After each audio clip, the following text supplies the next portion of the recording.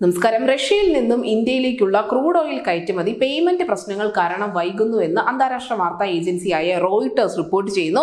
ഇതോടെ ഇന്ത്യയിലെ ഏറ്റവും വലിയ റിഫൈനറിയായ ഇന്ത്യൻ ഓയിൽ കോർപ്പറേഷൻ റഷ്യയിൽ നിന്നുള്ള ഇടപാടുകൾ കുറയ്ക്കുകയും പകരം പരമ്പരാഗത പങ്കാളികളായ അറബ് രാജ്യങ്ങളിലേക്ക് തിരികെ പോകുന്നതായി കൂടി പറയുന്നുണ്ട്. അതായത് അറബ് രാജ്യങ്ങളിൽ നിന്നുള്ള ഇറക്കുമതി ഇന്ത്യ വർദ്ധിപ്പിക്കാൻ തന്നെ തീരുമാനിച്ചിരിക്കുന്നു എന്നുകൂടി വിവിധ വാർത്താ വൃത്തങ്ങളെ ഉദ്ധരിച്ചുകൊണ്ട് റോയിട്ടേഴ്സ് തന്നെ റിപ്പോർട്ട് ചെയ്യുന്നു. പേയ്മെന്റിന് വേണ്ടി റഷ്യ ചൈനീസ് യുവാൻ എന്ന കറൻസി ഉപയോഗിക്കുന്നതിനെതിരെ നേരത്തെ തന്നെ കേന്ദ്ര സർക്കാർ രംഗത്തെത്തിയിരുന്നു. ഇതിനെ തുടർന്ന് ഇന്ത്യൻ സ്റ്റേറ്റ് റിഫൈനർമാർ റഷ്യയുമായുള്ള എണ്ണ വ്യാപാരം UAE ദിർഹത്തിൽ നടത്തുകയും ചെയ്തിരുന്നു.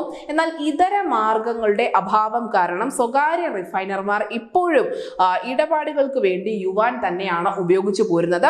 എല്ലാ ഇന്ത്യൻ ബാങ്കുകൾക്കും റഷ്യൻ എണ്ണയ്ക്ക് US ഡോളറിൽ പണം അടയ്ക്കാൻ സാധിക്കില്ല.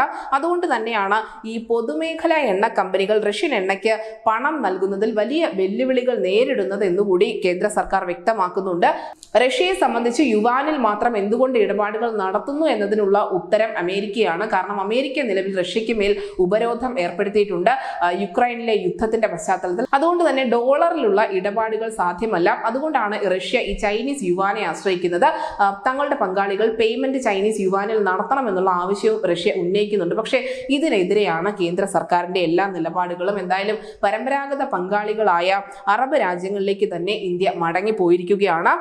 യുവാൻ പ്രശ്നം റഷ്യ എത്രയും പെട്ടെന്ന് തന്നെ തീർപ്പാക്കിയില്ല എങ്കിൽ ഇന്ത്യയെ പോലെ 85% എണ്ണ ഇറക്കുമതി ചെയ്യുന്ന ഒരു രാജ്യം അവർക്ക് നഷ്ടമാകും. ഇത് വ്യാപാരത്തിൽ ഉണ്ടാക്കുന്ന അല്ലെങ്കിൽ റഷ്യയുടെ സാമ്പത്തിക മേഖലയിൽ ഉണ്ടാക്കാൻ പോകുന്ന തിരിച്ചടി വളരെ വലുതായിരിക്കും. News desk India Malayalam.